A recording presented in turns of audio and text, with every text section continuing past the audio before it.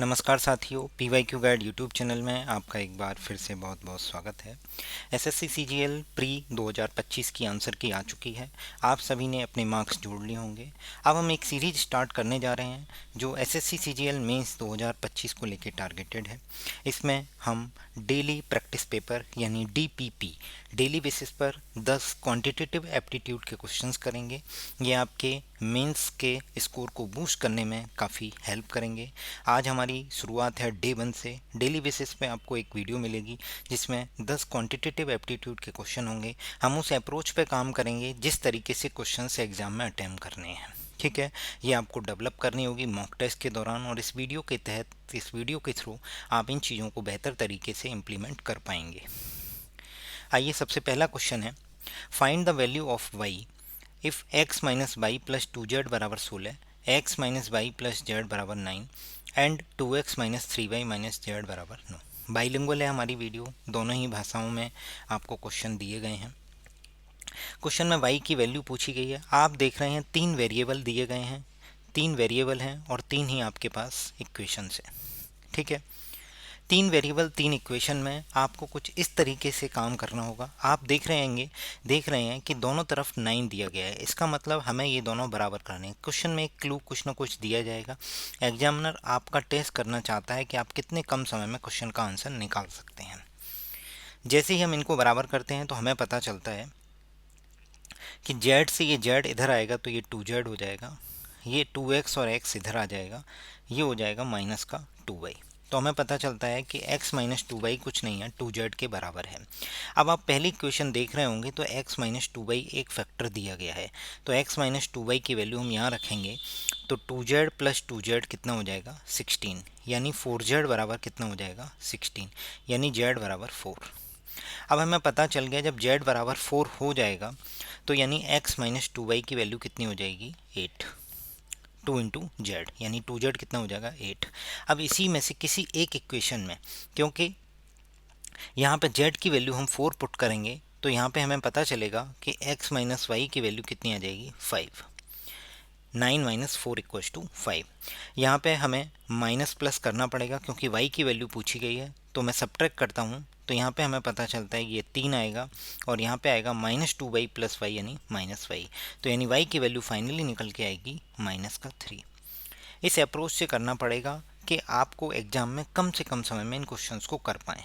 3 variable दिए गए हैं, 3 चीज़ें फाइंड आउट करनी है। अगर ये प्री का क्वेश्चन होता, ध्यान से सुनिएगा, अगर ये प्री का क्वेश्चन होता तो केवल आपसे जेड की वैल्यू पूछता। ये मेंस के एग्जाम में पूछे जाने के चांसेज हैं, तो इसमें आपसे वाई की वैल्यू या एक्स की वैल्यू पूछ सकता है, जिसमें थोड़ा सा टाइम लग रहा है। ठीक है, उसी तरीके से क्वेश्चंस डिजाइन किए गए हैं। ये फैक्टर 9 का भी इसी वजह से दिया गया है जिससे कि आप इजीली इन चीज़ों को एवेल्युएट कर पाएँ, इन चीज़ों को यूज कर पाएँ, जिससे कि कम समय में क्वेश्चंस हों। ठीक है, नेक्स्ट क्वेश्चन पे हम बात करते हैं। जब हम ए की पावर निकालते हैं तो फाइनल क्या आएगा, ए की पावर 7 माइनस 9 यानी ए की पावर माइनस 2। देखिए कौन से ऑप्शन में ए की पावर माइनस 2 दिया गया है, इसमें तो टिक करिए और आगे बढ़िए, पूरा नहीं देखना है। ठीक है, बट मैं आपको बता देता हूँ, 8 माइनस 5 यानी बी की पावर 3 हो जाएगा और 7 माइनस 4 सी की पावर 3 हो जाएगा। क्लियर है। Next question, a man by 10 identical articles for a total of रुपए 15. If he sells each of them for रुपए 1.7, then his profit percent will be around, round of में बताना है 2 डेसिमल वैल्यूज तक। तो देखिए सबसे पहले इसमें जो फैक्ट चीज़ें इंपॉर्टेंट है वो देखिए आइडेंटिकल प्रोडक्ट्स हैं। जब आइडेंटिकल प्रोडक्ट्स की बात की जाए तो चाहे एक प्रोडक्ट का प्रॉफिट निकाला जाए चाहे 10 प्रोडक्ट का प्रॉफिट निकाला जाए, सेम आएगा। ये चीज़ आपको पता होनी चाहिए। मैंने चाहे एक प्रोडक्ट कितने प्रॉफिट पे बेचा है और चाहे 10 प्रोडक्ट उतने ही प्रॉफिट पे बेचे जाएं, तो आपको ध्यान रखना है कि वो प्रॉफिट सेम ही होगा। यानी क्वेश्चन में हमें जो वैल्यू दी गई है वो 10 प्रोडक्ट की सीपी दी गई है, 10 आर्टिकल्स जो हैं उनकी जो सीपी है वो हमें दी गई है 15, और बोला गया है कि सेलिंग प्राइस जो है वो 1.7 रुपये पर आर्टिकल है। तो मैं आपसे एक चीज़ बोलता हूँ कि जो चीज़ आप एक आर्टिकल के लिए लगाएंगे वही 10 आर्टिकल के लिए होगा, तो प्रॉफिट सेम आएगा, चाहे एक आर्टिकल का प्रॉफिट निकालिए चाहे 10 का। तो जब मुझे पता है कि 10 आर्टिकल का कॉस्ट प्राइस जो है 15 रुपये है, अब मुझे बताइए कि 1.7 में कैलकुलेशन करना ईजी रहेगा या 17 में। तो आप सिंपल सी बात है, आपका दिमाग कहेगा कि 17 में कैलकुलेशन करना ईजी है। तो जब एक आर्टिकल की सेलिंग प्राइस 1.7 है तो 10 आर्टिकल की सेलिंग प्राइस कितनी हो जाएगी 17 रुपये। अब मैं सिंपल आपसे पूछता हूँ कि आपको प्रॉफिट परसेंट निकालना है, तो आप लिखेंगे परसेंटेज प्रॉफिट बराबर S P minus C P upon C P into 100, यानी 2/15 इंटू 100। यहाँ से हम सॉल्व करेंगे इसको फर्दर, यानी ये आ जाएगा 5×3 = 15, 5 से 20, यानी कितना आ जाएगा 40/3। 40/3 मतलब हो जाएगा 13.33%। क्लियर है? ये क्वेश्चन प्रॉफिट लॉस का था। Next question time and work का है। ध्यान से देखिएगा, रानी और आध्या अलग अलग काम करते हुए एक काम को 12 और 16 दिन में पूरा करते हैं। एक रानी है, एक आध्या है, 12 और 16 घंटे में पूरा करते हैं। जब भी इस तरीके का क्वेश्चन आता है कि वो इतने दिन में, वो इतने दिन में करता है, तो इसका जो एलसीएम लेके जो आंसर आता है वो उसका टोटल वर्क को रिप्रेजेंट करता है। तो इसका मैं एलसीएम निकालूंगा किसका, 12 और 16 का। तो वो एलसीएम आएगा कितना, 48। एलसीएम निकालने का भी तरीका है कि सबसे बड़ा नंबर लिख लेंगे। सबसे बड़ा नंबर 12 और 16 में कौन सा है, 16 है। अब ध्यान से देखिएगा, 16 में 4 और 4 था और 12 में 4 और 3 है। अब आप देख रहे हैं जब मैंने 16 लिख दिया तो इस 4 को ऑलरेडी कवर कर लिया इसमें, तो 3 कवर नहीं हुआ है, तो 3 और लिख देंगे, तो कितना आ जाएगा एलसीएम, 48। आने वाले सेशंस में ऐसे ही जब एलसीएम के और भी क्वेश्चंस आएंगे तो मैं आपको डिटेल में करा दूंगा कि किस तरीके से एलसीएम और निकाला जाता है। बाकी आप यहाँ पे समझ सकते हैं कि सबसे पहले बड़ा नंबर लिखते हैं, उसके बाद देखते हैं कि कौन सा फैक्टर छूट गया है बाकी के नंबर्स में। ठीक है, तो एलसीएम 48 आ गया। ये रिप्रेजेंट किसको करेगा, टोटल वर्क को। अब ध्यान से सुनिएगा, रानी नाम की जो लड़की है वो 12 दिन में 48 यूनिट काम करती है, तो एक दिन में कितने यूनिट काम करेगी, तो 48/12 यानी 4। इसी तरीके से आध्या नाम की जो लड़की है वो 16 घंटों में 48 यूनिट काम करती है, तो एक घंटे में कितना काम करेगी, तो आप कहेंगे 48/16 यानी 3। ये 3 और 4 इन दोनों की इफिशियंसी को रिप्रेजेंट कर रहे हैं, यानी रानी और आध्या की क्षमता कि एक घंटे में वो कितना काम कर सकते हैं। अब क्वेश्चन में बोला गया है वे बारी बारी से एक एक दिन काम करती हैं, एक एक दिन काम करती हैं। एक्चुअली इसमें एक मिसप्रिंट है चीज़, मैं आपको बता देता हूँ कि ये भी डेज है, मतलब इन दोनों को या तो डेज कंसीडर कर लीजिए या आवर्स कंसीडर कर लीजिए। बेहतर है कि दोनों को डेज कंसीडर कर लीजिए क्योंकि इसमें लिखा गया 1 डे अल्टरनेटिवली। ठीक है, तो 12 दिन और 16 दिन। ठीक है, अब क्वेश्चन में बोला गया है दोनों एक एक दिन छोड़ छोड़ के काम करती हैं। तो मैंने कहा कि पहले दिन कौन काम कर रहा है, रानी, दूसरे दिन कौन काम कर रहा है, आध्या। तो ये 2 दिन में कितना काम कर लेंगे, तो ये 4 यूनिट काम करती है, ये 3 यूनिट, तो 2 दिन में 7 यूनिट काम हो जाएगा। अब मैंने कहा कि 7 का टेबल पढ़िए इस तरीके से वो 48 के अप्रॉक्स आ जाए। तो किसी ने कहा कि 7 × 7 49 होता है, किसी ने कहा 7 × 6 42 होता है। तो मैंने कहा 49 तो ज़्यादा हो जाएगा क्योंकि हमारे पास काम तो केवल 48 है। तो हम क्या करेंगे, केवल और केवल 42 को कंसिडर करेंगे, यानी इंटू 6 करेंगे, तो 12 दिन में टोटल काम कितना हो जाएगा, 42 दिन। जैसे ही 13वां दिन आएगा तो आप देख रहे होंगे कि ऑड डेज पर रानी का नंबर आ रहा है और इवन डेज पर क्या है, आध्या का नंबर आता है। 12 दिन में 42 यूनिट काम होता है। जैसे ही 13वां दिन आएगा तो कितने यूनिट काम होगा, 4 यूनिट। कौन करेगा, रानी। तो 13 दिन कितने यूनिट काम हो जाएगा, 46। 42 + 4। नेक्स्ट अब मैं कहता हूं कि जब 46 यूनिट काम हो गया तो हमारे पास काम कितना बचा, 2 यूनिट काम। करने वाला कौन है, आध्या।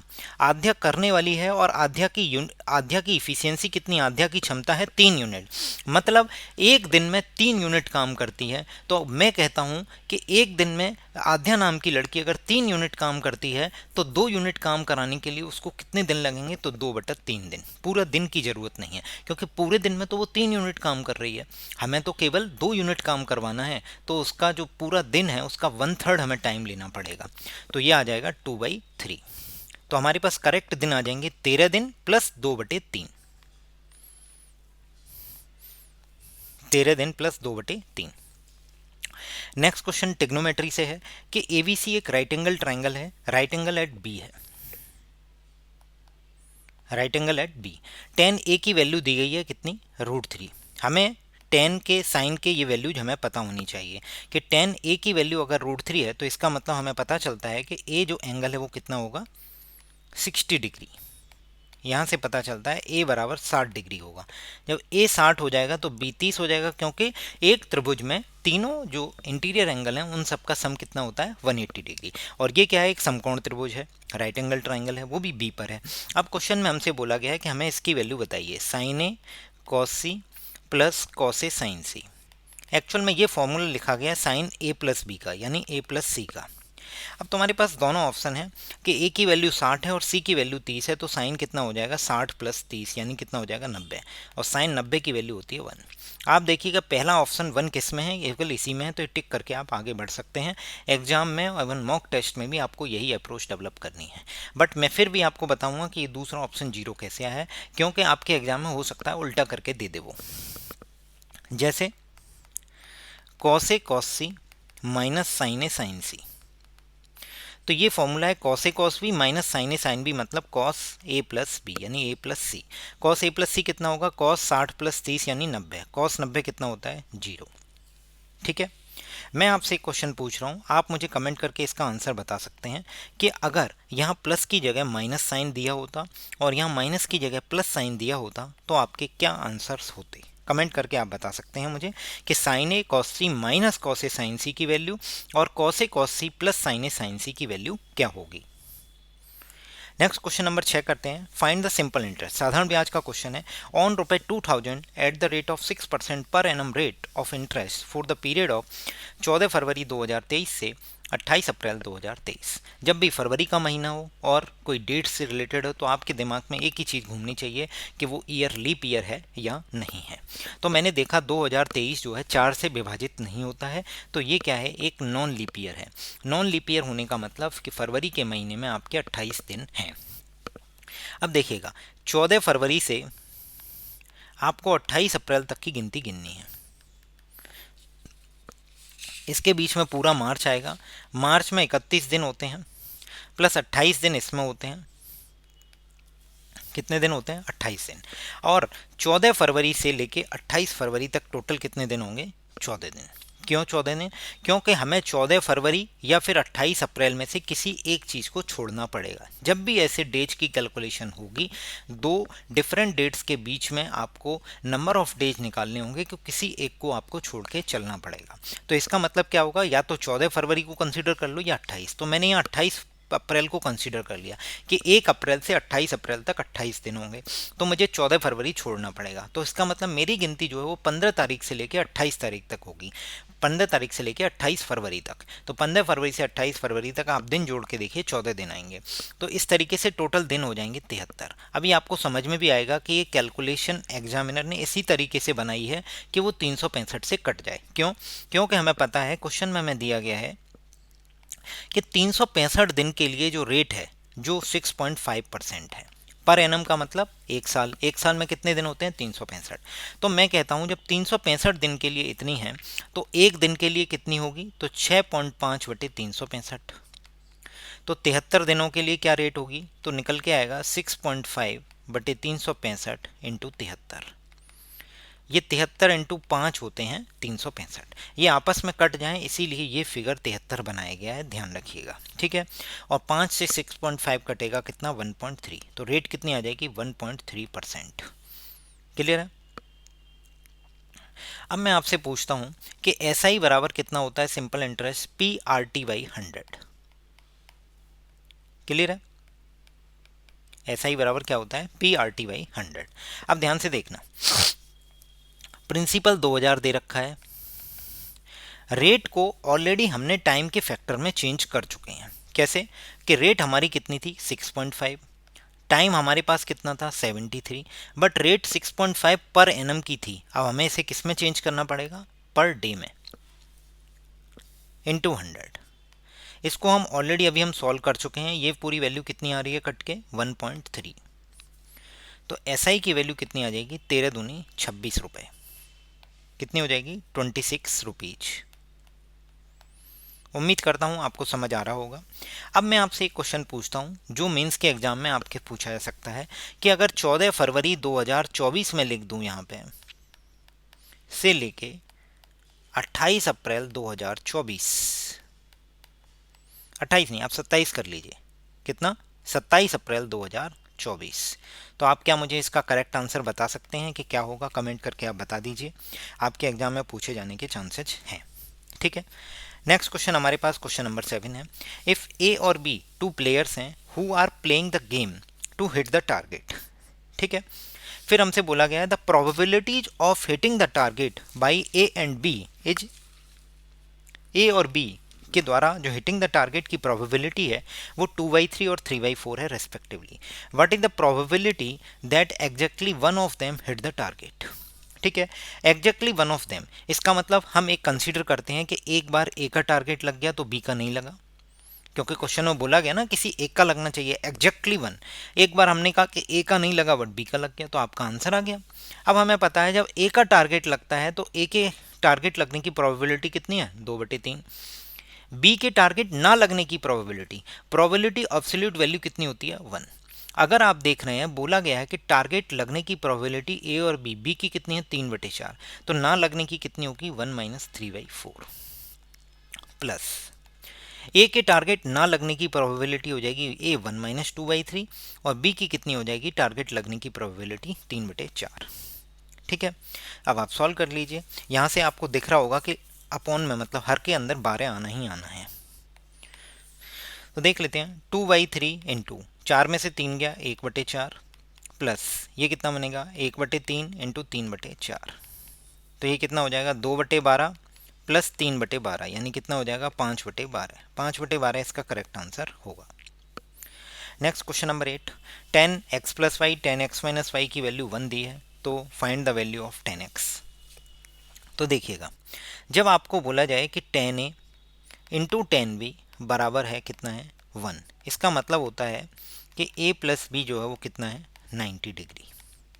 अगर 10a 10b की वैल्यू 1 है तो a + b कितना होगा, 90 डिग्री। ये आपको डायरेक्ट रिजल्ट से याद रखने हैं। ठीक है, ट्रिग्नोमेट्री का क्वेश्चन है। तो यहाँ पे a कितना है, x + y, b कितना है, x - y बराबर कितना है, 90 डिग्री। तो x की वैल्यू कितनी आ जाएगी, 45 डिग्री। जब x की वैल्यू 45 डिग्री आ जाएगी तो 10 45 कितना होता है, 1। मैं आपसे चाहूँगा कि आप मुझे 10y की वैल्यू कमेंट करके बताइए, 10y की वैल्यू क्या होगी। नेक्स्ट क्वेश्चन आपके सामने पॉपुलेशन से रिलेटेड है, परसेंटेज पर बेस्ड है, काफ़ी अच्छा क्वेश्चन है। इसके लिए जो अप्रोच हम यूज करेंगे वो बहुत ही यूनिक होगी। आपको पूरी कैलकुलेशन करने की रिक्वायरमेंट नहीं है। अगर आप पूरी कैलकुलेशन करेंगे तो आप ये समझिए कि आप अपने एग्ज़ाम से हाथ धो बैठेंगे। इसीलिए जो अप्रोच मैं बताऊंगा उसको आपको अपने अंदर डेवलप करना पड़ेगा, तभी इस क्वेश्चन का आंसर आ पाएगा। देखिएगा, the population of a place increase to 50,000 from 2016 to 2018। 2016 से 2018 तक आते हैं, at the rate of 6% per annum, 6% से बढ़ती है, यानी 2016 से 2017 6% से बढ़ा, 2017 से 2018 6% से बढ़ा। तो ऐसे करके कोई वैल्यू थी वो 50,000 हो गई कब, 2018 में। फिर and continued the same trend for the next 3 years, मतलब 2019 और 2020। ऐसे ही चलता है, 6% सेम ट्रेंड।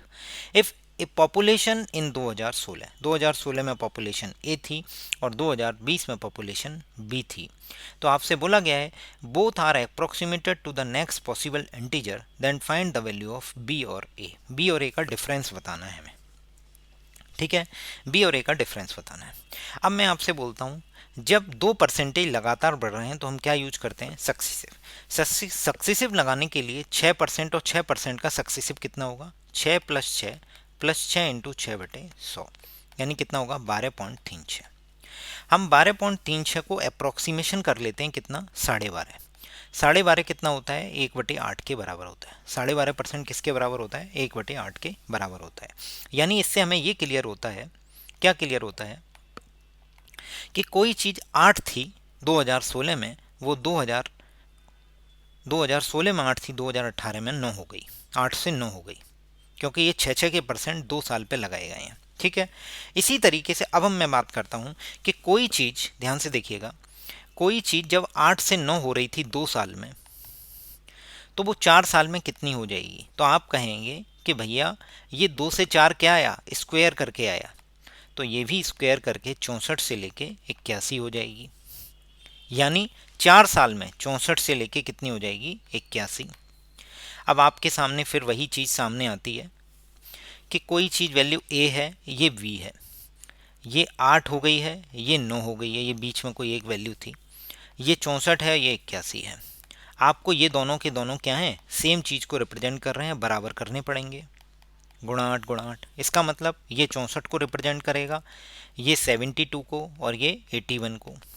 अब 72 क्वेश्चन में ऑलरेडी हमें दे रखा है किसके बराबर है, 50,000 के बराबर है। और हमसे पूछा गया है ए और बी का डिफरेंस बताइए। तो 64 और 81 का डिफरेंस कितना होगा, 17। तो आपके सामने अब क्वेश्चन निकल के आता है कि जब 72 रिप्रेजेंट कर रहा है 50,000 को, तो एक रिप्रेजेंट करेगा 50,000 डिवाइड बाई 72 को। तो 17 किसको रिप्रेजेंट करेगा, तो होगा 50,000 डिवाइड बाई 72 इंटू 17। ये काटेंगे तो 17 से 72 4 पॉइंट समथिंग आएगा, 17 चौके 68। अब मैंने आपसे एक चीज़ पूछता हूँ कि अगर 50,000 में 4 का भाग देते हो, तो आप कहोगे मुझसे नहीं हो रहा भाई, 50,000 के आधे करो, पहले कितने हुए 25,000, 25,000 के आधे करोगे कितने होंगे 12,500। अब मैं आपसे एक चीज़ पूछता हूँ, ध्यान से देखिएगा। अगर कोई वैल्यू 4 है तो 12,500 आ रहा है, यदि ये 4 से वैल्यू बढ़ा दी जाएगी तो आंसर 12,500 से कम आएगा। तो ऑप्शन हम देखते हैं कि हमारा ऐसा कौन सा ऑप्शन है जो 12,500 से कम है। तो 12,500 से ऑप्शन ये भी कम नहीं है, ये भी कम नहीं है, ये भी कम, तो एक ही ऑप्शन है जो 12,500 से कम है, दैट इज द आंसर 11,680। इसी अप्रोच के साथ आपको अपने मॉक टेस्ट में और फाइनल एग्जाम में चीज़ें करनी है, तभी आपका सिलेक्शन निश्चित है। आप अपना समय बचा पाएंगे, जो चीज़ आपके लिए नए क्वेश्चंस हैं उनको समय दे पाएंगे। तो बेहतर है कि आप अपना मॉक टेस्ट दें, हमारी डेली की डेली प्रैक्टिस पेपर जो होगा उनमें क्वेश्चंस को पहले खुद लगाएं, उसके बाद मेरे वीडियो सॉल्यूशंस को देखें, कि उससे आपको पता चलेगा कि किस क्वेश्चन को आपको डिटेल में समझना है, क्या अप्रोच डेवलप करनी है। क्वेश्चन तो आप सारे कर दोगे मुझे पता है। लास्ट क्वेश्चन सबसे इजी क्वेश्चन है सिंप्लीफिकेशन का। Why how much is the 60% of 75। 75 का 60% कितना होगा, 75 गुणा 60/100, 25 दिया 75, 25 चौके 100, 4 से 16 यानी 60 15 बार यानी 45। दूसरा बोला गया 1/5 ऑफ 25 यानी कितना होगा 5। तो 45 5 से कितना ज़्यादा है, तो कितना है 40 ज़्यादा है। समझ में आ गया। तो करेक्ट आंसर कितना होगा 40। उम्मीद करता हूँ कि आपको हमारी ये जो डेली प्रैक्टिस पेपर जो हमारी सीरीज है ये पसंद आई होगी। आपको कई सारी चीज़ें नई सीखने को मिली होंगी। जो क्वेश्चंस मैंने पूछे हैं कि जब भी कैलेंडर के क्वेश्चन आ रहे हैं तो इस तरीके से आपको ध्यान रखना है कि लीप ईयर है या नहीं है। जो पॉपुलेशन वाला क्वेश्चन है उसमें किस तरीके से आप अप्रोक्सीमेशन का यूज करके आंसर्स निकाल सकते हैं। और भी मैंने कई सारी चीज़ें आपसे इसमें बताई हैं कि किस तरीके से कम समय में चीज़ों को अप्रोच कर सकते हैं। आप अपने मॉक टेस्ट में इस चीज़ को फोकस मत कीजिए कि आपको पूरा कंप्लीट सॉल्यूशन निकालना है फिर टिक करना है, नहीं, कोई नहीं देखने आ रहा, केवल आपका फाइनल रिजल्ट देखा जाएगा। मैं आपको इसी तरीके से ऐसी ऐसी अप्रोच आपको डेवलप करवा दूंगा जो आपके एग्ज़ाम में काफ़ी हेल्पफुल होंगी। और वीडियो अगर आपको पसंद आई हो तो दोस्तों के साथ ज़रूर शेयर करें। आप सभी का बहुत बहुत धन्यवाद। Thank you so much.